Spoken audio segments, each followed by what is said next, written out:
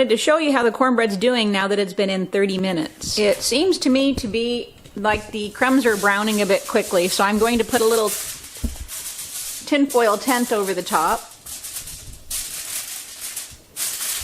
And hopefully that will shield them a little bit from being over browned. I checked our cornbread loaf after 45 minutes and it was only 170 degrees Fahrenheit, so I put it in for 10 more minutes. And I just took it out and it's over 200. So it's done. It's 206 degrees Fahrenheit, which is 96 degrees Celsius. Doesn't it look pretty with the crumbs on top? We'll let the cornbread cool and then we'll slice into it and see what it looks like. I will be removing it from the pan after it cools for about 5 or 10 minutes. Well, here's our cornbread with crumbs. It came out really nice. After 10 minutes, I removed it from the pan. It was stuck a little on the bottom. I had to loosen it carefully with a knife, but it came out fine.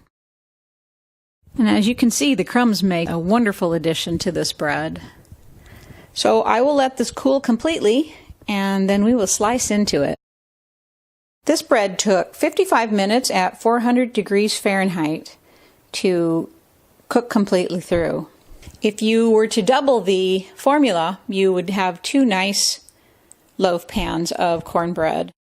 Here's our cornbread that we made in a loaf pan, and it has a crumb topping. It is about a 2-pound loaf. It's around 1 kilogram. So it's time to cut up this bread. Let's take some slices of this sourdough cornbread with a crumble topping.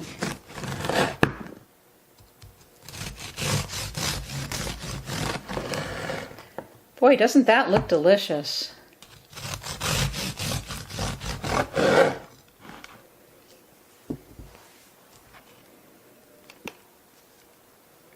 Here's what our sourdough cornbread looks like.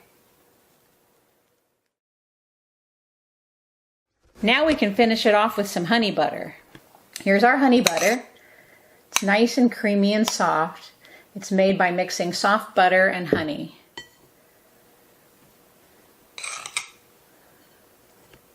The bread is still a little bit warm. There's our honey butter cornbread.